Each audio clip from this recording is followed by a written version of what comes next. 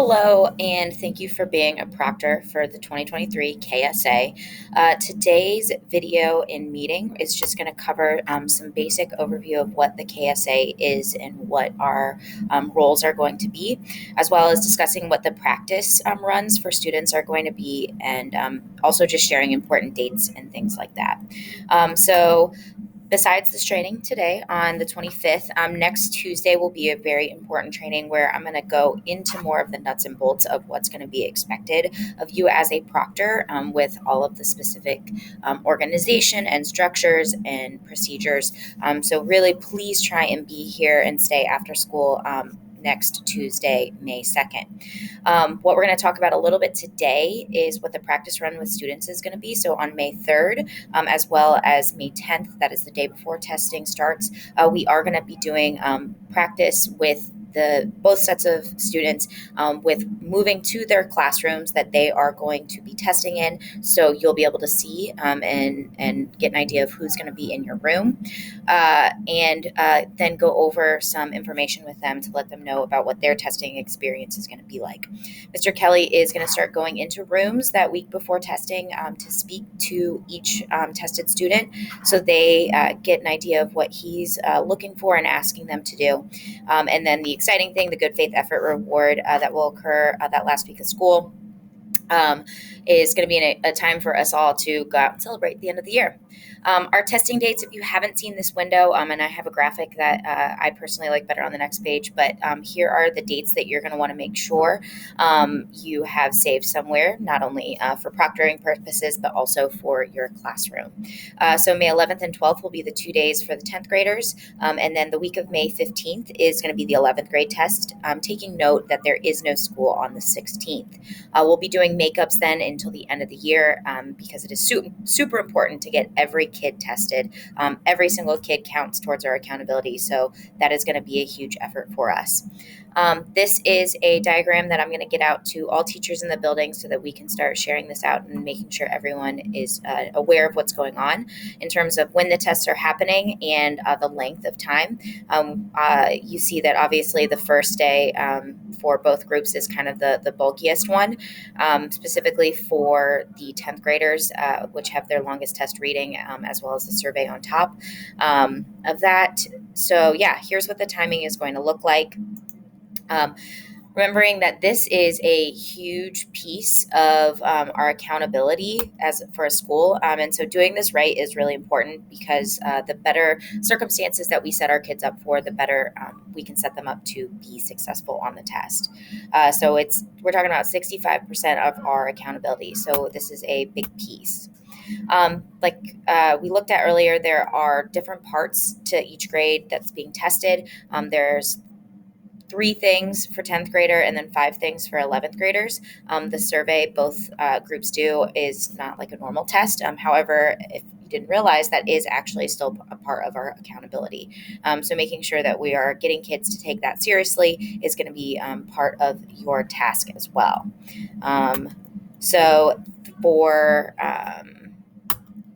There are a couple of parts for reading and math.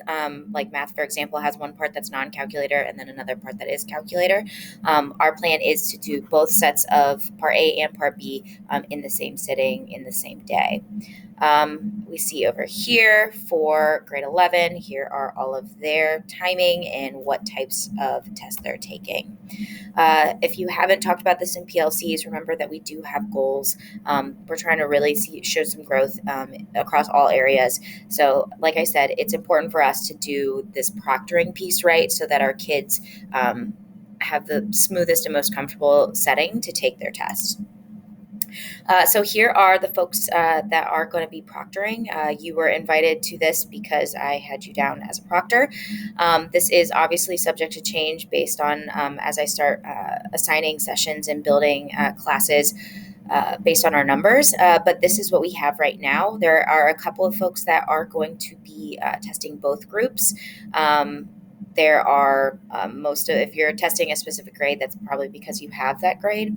And then we do have our accommodations group that's down here that is going to be working with some smaller groups or in one-on-one on their own. We have a couple people that are backup just in case somebody is sick or is not going to be able to be there during the testing window or a specific day. So for all of our large groups, our 10th and 11th grade proctors listed here, not the accommodation group, you're going to be assigned a third floor wing, like 333 wing testing room that will have between 25 and 28 kids for that grade that you're going to have for both or multiple days of testing. So like if you're a 10th grade proctor, you're going to have the same set of kids in the same room for both days of testing. You will be in that room reading with them, going through the process with them, and you're in charge of testing for that room for those days. The logistics piece of this, like I said, we're going to be using the third floor 333 wing and utilizing those rooms, but I haven't exactly finalized exactly where people are going to be and what kids are going to be there. So that will be released at the May 2nd meeting. And so that is going to be decided by then, and you'll have a better idea, obviously, because then on May 3rd, we're going to be doing these practice sessions, and I'm going to talk about practice runs in a second. Because it is so important to get everybody tested, we will be doing a late testing each day. So for students that don't arrive by 8:15, which is when we're going to start reading instructions in rooms. It will start at 9 a.m. and Mr. Rychek is going to be taking control of that in the library. And then, like I said, accommodated testing is going to be happening in small groups or one-on-one in 333. There will be one-on-one and small group support for oral native language support for students that need scribes or for students that need human readers. This is a little bit different, but extended time and then calculator or bilingual word-to-word dictionary or text-to-speech supports actually are able to be tested in the larger testing rooms. We don't have to have them pulled out and separated. So if those are students that are in your rooms, you will have the materials and things that you need for them. I want to spend more time talking about accommodations with the groups that are going to be giving accommodations. But like I said, the main three types that we'll have are scribes, human readers, and oral native language support. With extended time, and I'll discuss this more next week when we dive more into the nitty-gritty nuts and bolts of things. Extended time, so everyone that takes the test, there is a recommended time, but it is not like the ACT where it shuts things off. So technically everyone, if they're working, can use as much or as little time as they need. So that's why even a student that gets extended time will be in a regular room. If they need to utilize extra time at the end of the time when the rest of the students in that room are released, they'll be moved to 333 to finish up their time. But like I said, we'll talk more about this next week. So on those practice run days, the big piece there is that you're going to practice going to your assigned room. You're going to get an idea of who the kids are that are in your room, making sure to take attendance so that you all can make sure that you know each other and are feeling good on that. And then you're going to go over some slides that I'm going to share with you here in a second that go over what are the testing day procedures for those kids, what is the good faith effort checklist that we're going to be doing, and then what are some testing best practices to set them up for success. So this is the portion of the presentation that you are going to need to share with your group of kids in your room when we do these practice runs.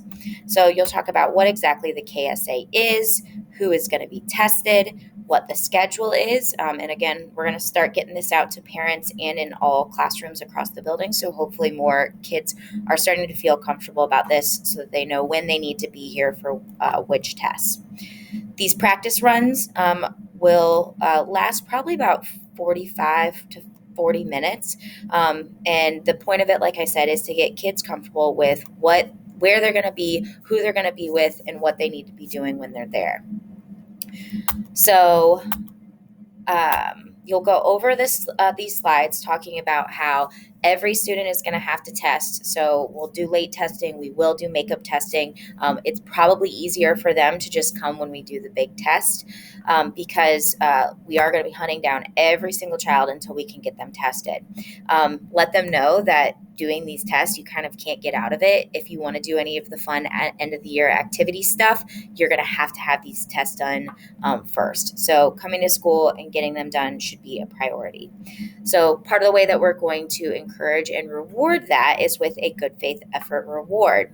So what we mean by this is that during testing, we're going to be tracking kids that give their best effort and do what they're supposed to do each day of the testing window. So the criteria that you want to share with kids is that they need to be in attendance, they need to give their best effort, they need to have their behavior on check, and then they need to be prepared. So you'll go through these slides telling them about what it means to be in attendance, right? What we're talking about with effort, what we mean with behavior. Phones, you'll want to really hit this because phones are not going to be allowed. We cannot have them out, and it is testing violations anytime that we run across that. So really want to hit that home with them. And then also letting them know about what we mean with prepared. A big one here is that students are going to need to have a charged Chromebook every single day. So they need to think about if they need to borrow or find one or pull theirs out underneath their bed, whatever. They are going to need a charged Chromebook each day because all of these tests are online. If a student is able to do those things every single day, you're going to let them know about the party that we're going to have at the end of the year. Huzzah! I think it'll be outside. We'll have some food, probably a DJ. There might be some raffle prizes, again, for kids that have met those 4 criteria across each of the tests that they had to take during that window. And then let them know that we're also going to reward and celebrate kids that do well on this test, on these tests. So proficient, distinguished, or showing growth from the previous tests that they took will get a special event sometime next school year because we don't get the scores until the middle of the summer anyway. Next, you'll want to talk about what are testing strategies, and these things you can share some anecdotal stories, obviously, but a great place to start is just with some of these basics. Let them know kind of just testing strategies in general. There is, this is like the ACT, so it is beneficial to answer every question. There, like I said, is that there is a big amount of time for actually a short amount of questions. So encourage students to utilize that time and not just to rush through things. They have time to sit and kind of chew through the text or questions that they have in front of them. Also, we're hopefully all utilizing and practicing in classes, but you can also share that there are some resources that they can check out on their own at home. And then this is also something that is hopefully being hit on in classes that because this is an online test, it's kind of, there's some different tools and things that are available to them. And we want to make sure that they're comfortable and aware of having those there. The next piece you'll tell them about is the survey. Like I said, the survey actually does matter. I think it's like it's a couple percent of our accountability score. So obviously, the better that they rate us in the survey, the better it is. But we just want to make sure that kids are aware that this is does count just like a test. Even more important, though, is that this information is then used to hopefully improve their school and their school experience. So you can give them an idea of what the survey is going to look like, paying attention to what this response scale is. It's kind of weird. And giving them an idea of the types of questions that they might see for school climate or for school safety. You'll then hopefully go through this much slower than I just did, but give some time for kids to ask questions and make sure that everyone is in understanding of what is going to be expected of them, particularly with this good faith effort stuff, because what we're really looking for is if kids is that we want kids every day to come here on time, so not being late for school, giving their very best effort, not causing any behavior or other disruptions. And then that big one is going to be having a charged Chromebook.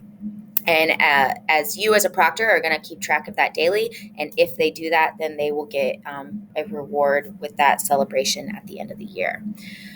So that's all of the information I'm going to share with you guys today. Like I said, next week, so on that May 2nd after school date, we will probably stay a little bit longer because I'm going to have some specific examples of what your testing experience is going to look like. I am going to make sure that you know exactly what you're going to be doing, where you're going to be doing it, when you're going to be doing it, because I totally understand that it can be a little scary, especially if this is one of the first times that you have proctored a standardized test like this. We want to do this as best as we can for the kids, but also make it smooth and not super scary for us. So thank you for watching this. I am going to have you sign something to say that you understand and are in full understanding of what is going to be expected of you while being a proctor for these tests. And if you have any questions, please don't hesitate to come find me or email me or text me. Thanks, you all. Have a good one.